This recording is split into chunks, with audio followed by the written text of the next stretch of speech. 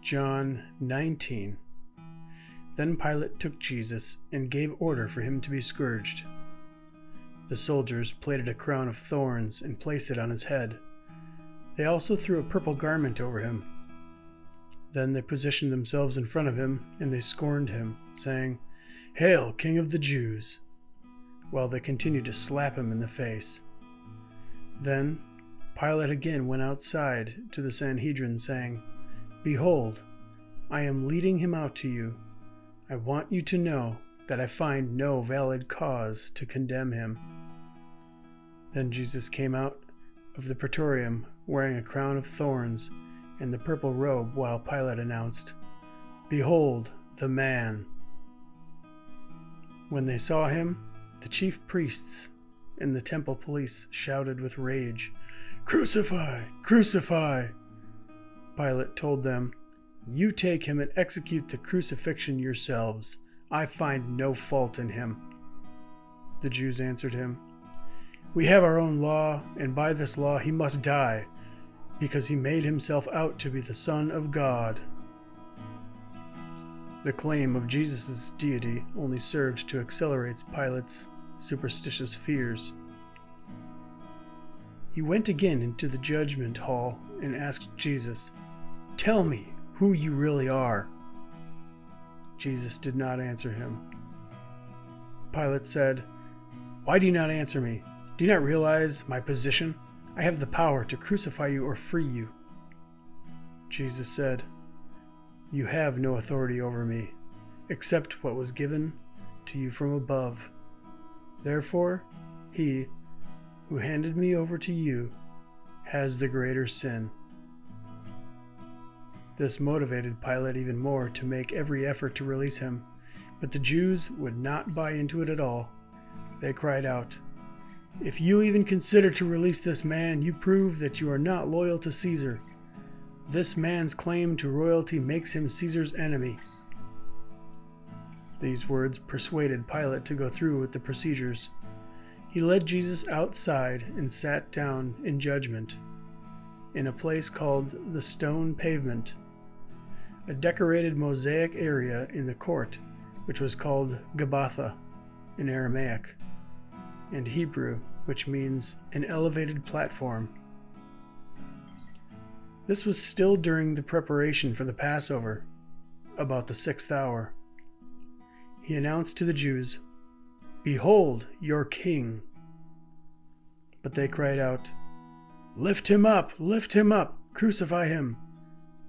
Pilate said, "Shall I crucify your king?" The chief priests answered, "We have no other king but Caesar." He then handed Jesus over to them to be crucified, and they led him away. Bearing the cross himself, Jesus went out from the courtyard to the place called Skull. Its Hebrew name was Golgotha. There, they crucified Jesus along with 2 others on either side of him. Pilate wrote a place card and placed it on the cross. It read, "Jesus the Nazarene, the King of the Jews."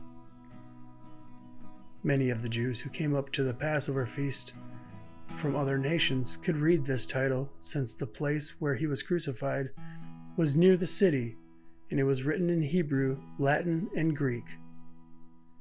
But the Jewish rulers and priests complained about this and requested that he change the wording to read, "He said, I am the King of the Jews." To which Pilate replied, "What I have written, I have written." The soldiers who crucified Jesus took his outer garments and divided it between the 4 of them. The inner garment was a seamless woven tunic. Therefore, they discussed between themselves to rather not tear the inner garment, but to cast lots for it, to determine whose it shall be. This was the fulfillment of the prophetic scripture, "They divided my outer garments among them, and for my inner garment they cast lots." These very things, predicted by David in Psalm 22:18, the soldiers unwittingly performed.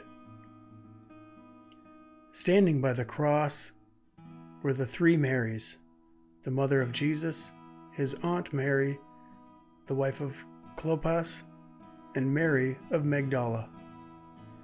When Jesus saw his mother and beloved disciple standing nearby, he said to her, "Ma'am, behold, your son."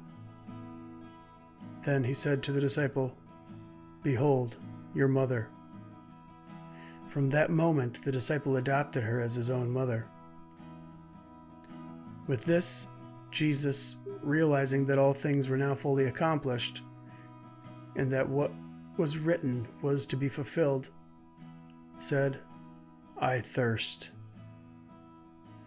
There was a jar filled with vinegar, in which someone dipped a sponge attached to a branch of hyssop and lifted it to his mouth.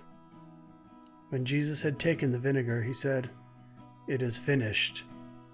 He then bowed his head and handed over the spirit.